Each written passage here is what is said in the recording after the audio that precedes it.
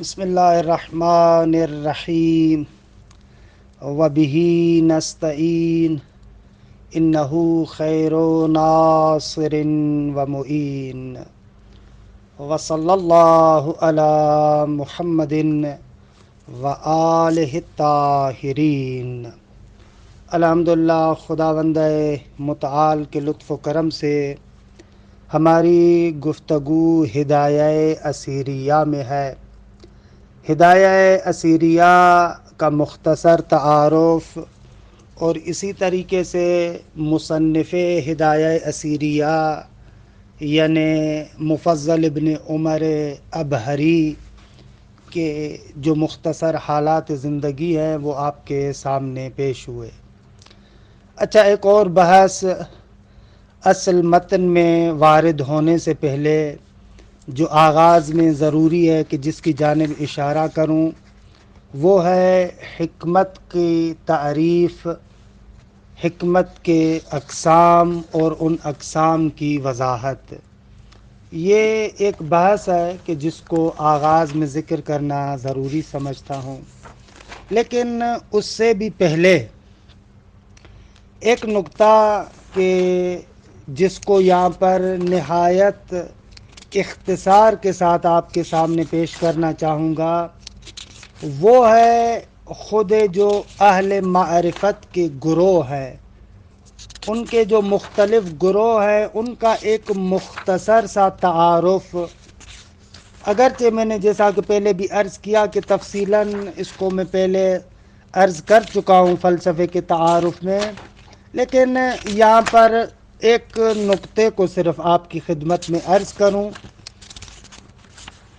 کہ جو حکمت اور معارف کو حل کرنے والے افراد ہیں ان کے 4 گروہ ہیں۔ یہ پہلے میں تفصیلاً عرض کر چکا ہوں، لیکن یہاں پر ہدیہ سعیدیہ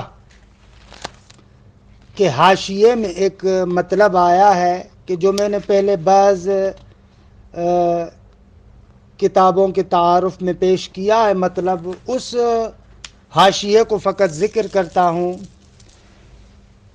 کہ معرفت کو حاصل کرنے والے جو گروہ ہیں، جو معارف کو سمجھنا چاہتے ہیں، وہ 4 قسم کے افراد ہیں، یا متکلمین ہیں، یا صوفیہ ہے، یا اشراقی ہے، یا مشاء ہے۔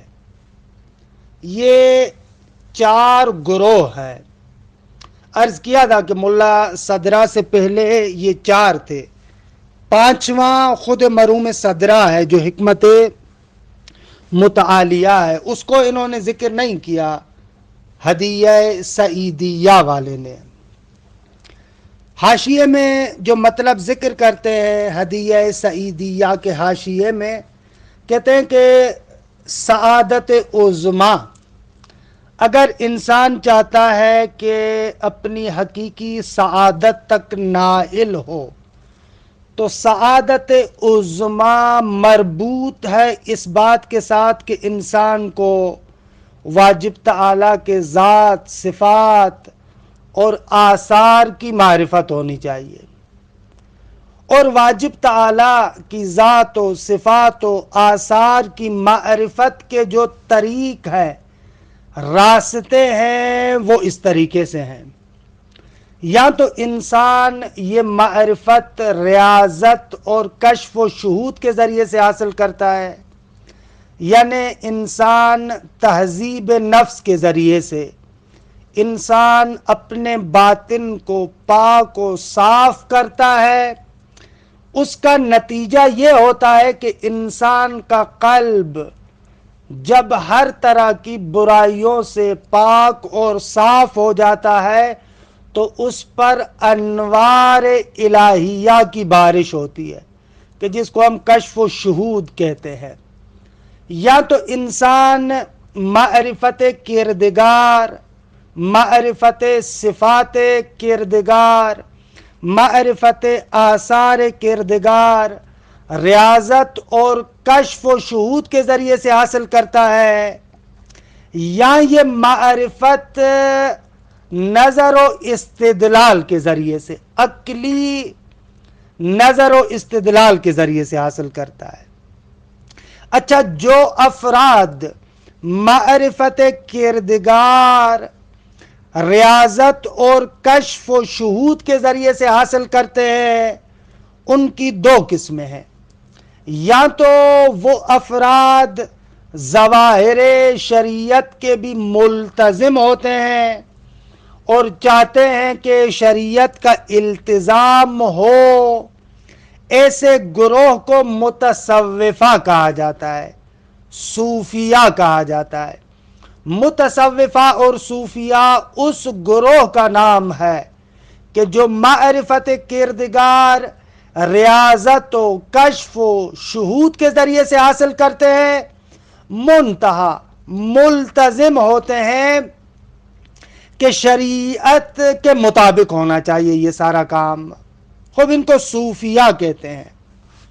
یا ایک گروہ ایسا ہے جو معرفت کردگار کو، پروردگار عالم کی معرفت کو ریاضت و کشف و شہود کے ذریعے سے حاصل کرتا ہے، لیکن ملتزم نہیں ہے کہ ظواہر شریعت کے حتماً مطابق ہو، تو ایسے گروہ کو حکمائے اشراق کا نام کہا جاتا ہے، یعنی اشراقیون کہا جاتا ہے۔ اور وہ گروہ جو نظر و استدلال کے ذریعے سے معرفت واجب حاصل کرنا چاہتا ہے، ان کی بھی دو قسمیں۔ یا تو یہ لوگ ظواہر شریعت کی پابندی کو لازم قرار دیتے ہیں، یا ظواہر شریعت کی پابندی کو لازم قرار نہیں دیتے۔ اگر ظواہر شریعت کی پابندی کو لازم قرار دیں تو ان کو متکلم کہا جاتا ہے، اور اگر ظواہر شریعت کی پابندی کو لازم قرار نہ دے اور معرفت واجب تعالی فقط روش بحثی اور عقلی کے ذریعے سے حاصل کرتے ہوں، ان لوگوں کو حکمائے مشاء کہا جاتا ہے۔ خوب یہ نقطہ عرض کیا کہ الہدیۃ السعیدیہ کے پاورکی اور حاشیے میں مطلب ذکر ہوا ہے۔ میں اس عبارت کے ٹکڑے کو پڑھتا ہوں کہ اس سے آپ کے لیے تقریباً یہ بات روشن ہو جائے گی کہ یہ جو مختلف گروہ ہے ان کا تعارف کیا ہے۔ ہدیہ سعیدیہ کے حاشیے میں ایسے آتا ہے: اعلم ان السعادۃ العظمی منوطۃ بمعرفت الواجب تعالی بذاتہ و صفاتہ و آثارہ۔ جان لیں اس مطلب کو کہ بڑی سعادت متوقف ہے، مربوط ہے، منوط ہے واجب تعالیٰ کی معرفت کے ساتھ۔ اگر واجب تعالیٰ کی معرفت ہے تو انسان کو سعادت عظمی نصیب ہوتی ہے، وگرنہ خاسرین میں قرار پاتا ہے۔ یہ جو سعادت عظمی معرفت واجب کے ساتھ مربوط ہے، وَالطَّرِيقُ إِلَيْهِ إِمَّا الرِّيَاضَةُ وَالْكَشْفُ أَوِ النَّظَرُ وَالْاِسْتِدْلَالِ۔ اس معرفت کی جانب جو طریق و راستہ ہے، یا ریاضت و کشف ہے یا نظر و استدلال ہے۔ فَالسَّالِكُونَ الْأَوَّلِ، جو پہلے راستے پر چلتے ہیں، پہلے جو سالکین ہیں، مَعَ التزام الشریعۃ البیضاء ہم المتصوفہ، ساتھ اس کے کہ جو نورانی شریعت ہے اس کے بھی ملتزم ہیں، ایسے گروہ کو کہا جاتا ہے صوفیہ۔ پس صوفیہ یا متصوفین اس گروہ کو کہا جاتا ہے کہ جن لوگوں کی کوشش یہ ہوتی ہے کہ معرفت واجب کو حاصل کریں، لیکن کشف و شہود کے ذریعے سے، ریاضت کے ذریعے سے۔ لیکن یہ نقطہ ہے کہ صوفیہ ملتزم ہوتے ہیں اس بات کے کہ شریعت سے انحراف نہ کریں۔ اب آپ یہاں سے اندازہ لگائیں، جو ہمارے معاشرے کے اندر بڑے پیمانے پر تصوف اور صوفیہ کے نام سے معروف گروہ ہے اور شریعت سے بیزاری اختیار کرتے ہیں اور شریعت پر عمل نہیں کرتے، شرعی احکامات کا مذاق اڑاتے ہیں، حقیقت یہ ہے کہ وہ لوگ حقیقی معنی میں صوفیہ نہیں ہیں، متصوفہ نہیں ہے. اگر وہ حقیقی معنی میں متصوفہ ہوتے تو شریعت بیضاء کا التزام ضرور اختیار کرتے. اگر آپ معاشرے کے اندر دیکھتے ہیں بہت سارے لوگ ایسے ہیں جو اپنے آپ کو صوفی کہلاتے ہیں لیکن شریعت کی کوئی پرواہ نہیں کرتے. یہ در حقیقت صوفیہ نہیں ہے، تصوف کے نام پر دھبا ہے. ان کا تصوف کے ساتھ کسی قسم کا تعلق نہیں ہے. برحال وَالسَّالِكُونَ لِلثَّانِي، یعنی پہلے بھی ہونا چاہیے تھا فَالسَّالِكُونَ لِلْأَوَّلِ، دوسرے میں وَالسَّالِكُونَ لِلثَّانِي. عبارت کو پھر دوبارہ پڑھ رہا ہوں، دیکھیں. اعلم ان السعادة العظمى منوطة بمعرفة الواجب تعالى بذاته وصفاته وآثاره والطريق إليه إما الرياضة والكشف أو النظر والاستدلال. فالسالكون للأول، یعنی جو کشف و شہود کے راستے پر چلتے، ان کی دو قسمیں. مع التزام شریعت البیضاء هم المتصوفہ، وبدون، یعنی وبدون التزام شریعت البیضاء، اگر ظواہر شریعت کا التزام لازم قرار نہ دیتے ہوں. البتہ اس کا معنی یہ نہیں ہے کہ حتماً مخالفت کرتے ہوں، نہ، لازم نہیں ہے کہ ظواہر شریعت کے مطابق ہوں. ان کو کہتے ہیں الحکماء الاشراکیہ. خوب، ان کو علماء ان کو کہتے ہیں حکماء اشراکیہ. کیوں؟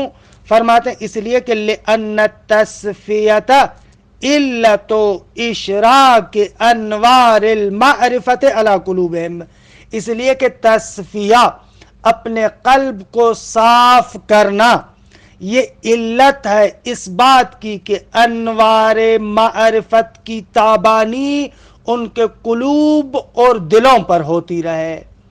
انسان معرفت کا طریقہ ظاہری طور پر منحصر سمجھتا ہے معرفت حسی اور عقلی میں.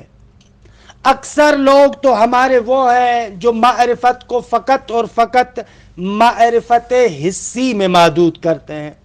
یہ جو آج کل بہت سارے نوجوان ہمارے آپ دیکھتے ہیں کہتے ہیں کہ حقیقت وہی ہے جو فقط سائنس کے ذریعے سے معلوم ہو.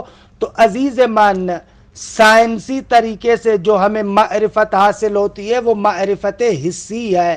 حواس خمسہ ظاہرہ کے ذریعے سے جو آپ معرفت حاصل کرتے ہیں وہ معرفت تجربی ہے اور وہی معرفت سائنس کہلاتی ہے. اس کا محدودہ اور اس کا دائرہ فقط مادیات کے حد تک محدود ہے.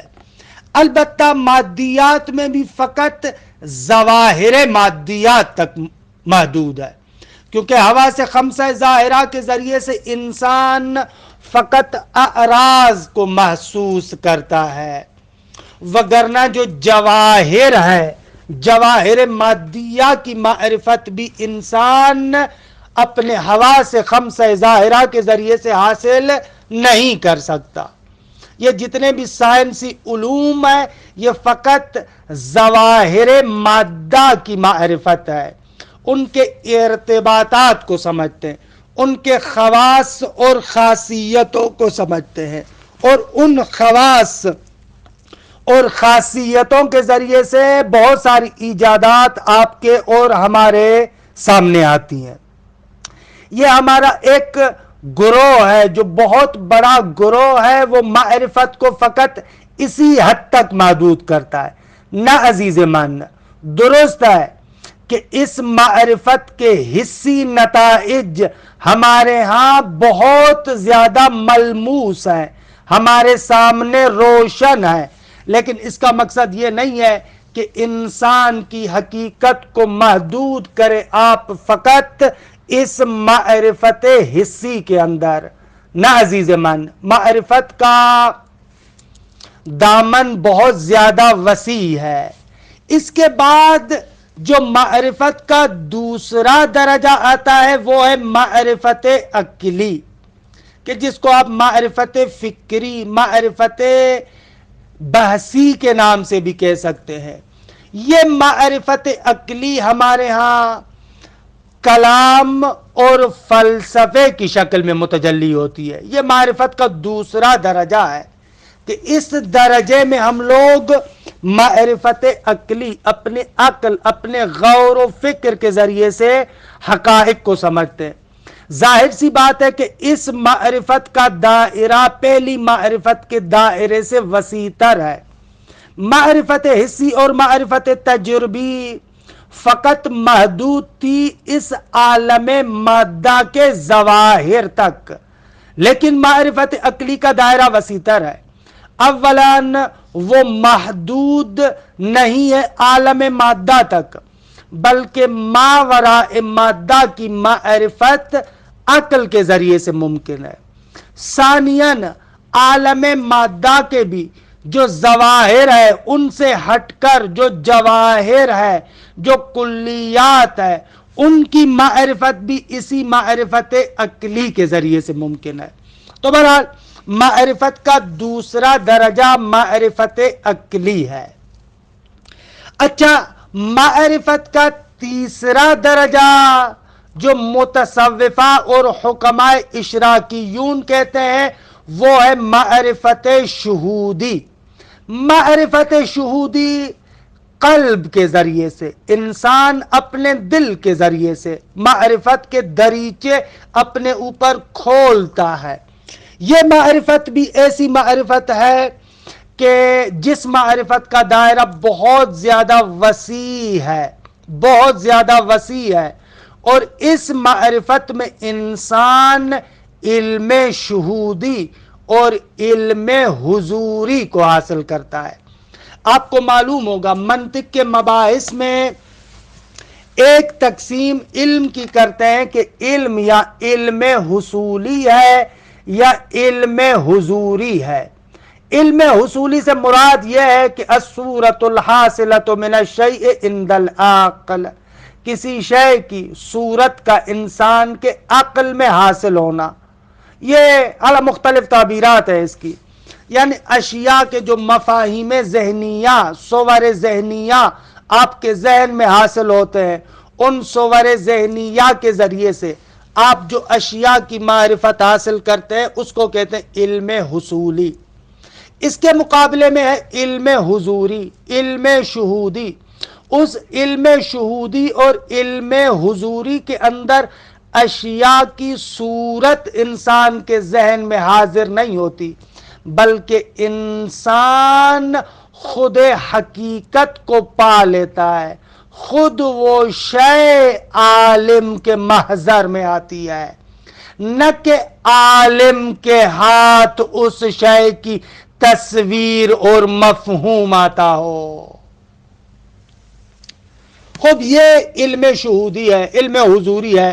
اس کی تفصیلات ہم نے تصوف اور عرفان کے تعارف کے بارے میں جو دروس کچھ کہے ہیں ان کے اندر موجود ہے۔ بہرحال یہ جو صوفیہ ہے ان لوگوں کا ماننا ہے کہ انسان اگر اپنے باطن کا تصفیہ کرے، تہذیب کرے، تو اس تصفیے اور تہذیب کے نتیجے میں خود قلب انسانی سے معرفت کے چشمے پھوٹتے ہیں۔ بقول امام غزالی کے کہ احیاء العلوم میں ایک جگہ پر ان دونوں علوم کی وضاحت کرتے ہوئے ایک خوبصورت تمثیل اور مثال کو ذکر کرتے ہیں۔ اگر ایک مرتبہ ایسے ہوتا ہے کہ انسان حوض بناتا ہے اور اس حوض کے اندر باہر سے پانی لے کر آتا ہے اور وہاں پر جمع کرتا ہے۔ ایک مرتبہ ایسے ہوتا ہے حوض بنایا اور اس حوض کے اندر باہر سے پانی لے کر آتا ہے اور جمع کرتا ہے۔ دوسری مرتبہ انسان کو پتہ چلتا ہے کہ فلاں جگہ پر چشمہ موجود ہے، لیکن چشمے کے اوپر گرد و غبار ہے، مختلف جھاڑیاں ہے، مختلف گند ہے، اس کی وجہ سے وہ چشمہ ظاہر نہیں ہے۔ انسان کیا کرتا ہے؟ اس مٹی کو، اس گرد و غبار کو چشمے کے اوپر سے ہٹاتا ہے، وہ جو وہاں پر زائد قسم کی جھاڑیاں ہیں ان کو کاٹ کے پھینکتا ہے۔ جب چشمے کے منہ کو، سرے کو اس گندگی سے صاف کر دیتا ہے تو وہیں سے چشمہ پھوٹ کر نکلتا ہے. اب یہ جو چشمہ پھوٹ کر نکلتا ہے یہ ایسا چشمہ ہے کہ اس کے اندر جو پانی ہے وہ خود اس کے اندر سے ابلتا ہے، باہر سے آپ آ کر اس میں پانی نہیں ڈالتے. تو امام غزالی فرماتے ہیں کہ انسان کی معرفت بھی ان دونوں مثالوں کی طرح ہے. ایک مرتبہ انسان اپنے وجود کے اندر، اپنے ذہن کے اندر ایک حوض بناتا ہے اور اپنے حواس خمسہ ظاہرہ کے ذریعے سے یا اپنی عقل کے ذریعے سے باہر سے علم کا آب لے کر آتا ہے اور وہاں پر جمع کرتا ہے. ایک یہ صورت ہے. دوسری مرتبہ نہ، انسان کے وجود کے اندر ایک چشمہ موجود ہے، لیکن افسوس یہ ہے کہ اس چشمے کے اوپر گناہوں کی مٹی پڑی ہوئی ہے. اس چشمے کے اندر رذائل کے گرد و غبار موجود ہے. اس چشمے کے اوپر غفلت کی جھاڑیاں اگی ہوئی ہیں. انسان کیا کرتا ہے؟ اپنی ان غفلت کی جھاڑیوں کو ہٹاتا ہے. انسان رذائل کے گرد و غبار کو، جو گرد وہاں پر ہے، غبار وہاں پر ہے، اس کو ہٹاتا ہے اور گناہوں کی جو مٹی وہاں پر جمع ہو چکی ہے اس کو ہٹاتا ہے. جب انسان اپنے قلب کے چشمے کو صاف کرتا ہے، کہ اس کو کہتے ہیں تصفیہ، یہ اپنے قلب کے چشمے کو انسان صاف کرتا ہے تو نتیجتاً خود اس قلب سے معرفت کا چشمہ پھوٹتا ہے. اسی قلب سے معرفت کا یہ چشمہ ظاہر ہوتا ہے. کہ ہمارے یہاں روایات میں ہے کہ من اخلص للہ 40 صباحا جرت ینابع الحکمہ من قلبہ علی لسانہ، کہ جو بندہ 40 دنوں تک خدا کے لیے اخلاص کرے یعنی اپنے آپ کو خالص کرے، یعنی ان غفلات کی جھاڑیوں کو ہٹائے، رذائل کے گرد و غبار کو ہٹائے، گناہوں کی مٹی کو ہٹائے، تو کیا ہوگا؟ جرت ینابع الحکمہ علی قلبہ من لسانہ، تو وہ جو معرفت کا چشمہ ہے اس کے قلب سے پھوٹے گا اور اس کی زبان سے جاری ہوگا. کہ بہرحال یہ صوفیہ کی منش اور صوفیہ کا طریقہ ہے. فالسالکون للاول، یعنی جو ریاضت اور کشف کے راستے کو اپناتے ہیں، مع التزام شریعت البیضاء هم المتصوفہ، یہ لوگ متصوفہ ہے، صوفیہ ہے. وبدون ہی، اور اس ظاہر شریعت کے التزام کا پابند اگر نہ ہو تو وہ کیا ہے؟ الحکماء الاشراکیہ. کیوں بھیا؟ یہ لأن تصفیہ ان دونوں کے لیے ہے. لأن تصفیۃ علت اشراک انوار المعرفت علی قلوبہم، کہ اس عبارت کی وضاحت میں یہ مختصر توضیحات آپ کے سامنے عرض ہوئی. لیکن والسالکون للثانی، جو نظر و استدلال کے راستے پر چلتے ہیں، مع التزام شریعت الغراء هم المتکلمون، اگر وہ ظواہر شریعت کی پابندی کو لازم قرار دیتے ہوں تو یہ افراد متکلمین ہیں. وبدون ہی، اور اگر ظواہر شریعت کی پابندی کو لازم قرار نہ دیتے ہوں تو الحکماء المشائیہ، یہ حکماء مشائی کہلاتے ہیں. کیوں؟ اس لیے کہ لأن طریقہم فی الوصول هو الفکر، کیونکہ آغا حقیقت تک پہنچنے کا جو ان کا راستہ ہے وہی تفکر ہے، فکر ہے. وہو الحرکت، فکر در اصل حرکت ہے، کیونکہ حرکت العقل بین المعلوم والمجہول فکر کہلاتا ہے. فَكَأَنَّهُمْ يَمْشُونَ فِي طریقے، گویا کہ وہ اپنے طریق میں مشی کرتے ہیں. بعض افراد نے حکماء مشائین کی جو علت ذکر کی ہے وہ یہ ذکر کیا ہے کہ ارسطو جب اپنی اکیڈمی میں درس کہتے تھے تو وہ چلتے رہتے تھے، چلتے بھی تھے اور اپنے شاگردوں کو پڑھاتے بھی تھے. تو عالم اسلام میں وہ گروہ جو اپنے آپ کو ارسطو کے ساتھ منسوب کرتا ہے، اس گروہ نے اپنے آپ کو مشائی کہلانا شروع کیا، کیونکہ ان کا جو رئیس تھا یعنی ارسطو وہ چلتے ہوئے شاگردوں کو پڑھاتا تھا۔ لیکن یہ علت اتنی مناسب نہیں ہے، مناسب علت یہی ہے جو یہاں پر مصنف نے ذکر کی ہے، یعنی صاحب ہدیہ سعیدیہ نے ذکر کیا ہے کہ یہ مشی فکری کے قائل ہے، یعنی یہ لوگ حقائق کو سمجھنے کے لیے اصل چیز عقل کو قرار دیتے، مشی فکری کے قائل ہے، لہذا ان لوگوں کو مشائی کہا جاتا ہے۔ خوب یہ ہدیہ سعیدیہ کا حاشیہ کہ اس سے انشاءاللہ ہمارے سامنے تصوف، حکمت اشراق، کلام اور حکمت مشاء ان کی تقریباً وضاحت آ جاتی ہے، لیکن متاسفانہ یا تو صاحب ہدیہ سعیدیہ کہ یہ ہمارے بر صغیر کے ایک مشہور عالم ہے کہ جن کی کتاب ہے اور بڑی معروف کتاب ہے مولوی فضل حق کے نام سے، کہ یہ فرزند ہے فضل امام کے، کہ فضل امام کی معروف کتاب ہے مرقات، ان کے بیٹے ہیں یہ فضل حق۔ خوب ان کی کتاب ہے ہدیہ سعیدیہ کہ ہمارے برادران اہل سنت کے ہاں فلسفے میں اس کو اچھا خاصا مقام حاصل ہے، کہ بہرحال کہ تقریباً یہ ہدیہ سعیدیہ بھی خلاصہ ہے ملا صدرہ کی جو شرح ہے ہدایہ اسیریہ پر، تقریباً اسی سے مطالب لیے گئے ہیں اور ان کو تھوڑا سا منقع کر کے بیان کیا گیا ہے کہ اس کے حاشیے میں انہوں نے ذکر کیا ہے۔ لیکن حکمت متعالیہ جو ملا صدرہ کا مکتب ہے وہ ایک ایسا مکتب ہے کہ جو اپنے اندر گزشتہ ان تمام چیزوں کو لیے ہوئے ہے، یعنی حکمت مطالعہ ایک ایسا مکتب فکر ہے کہ جس میں نظر و استدلال بھی ہے، جس کے اندر ریاضت و کشف بھی ہے، حتیٰ جس کے اندر نقل بھی ہے۔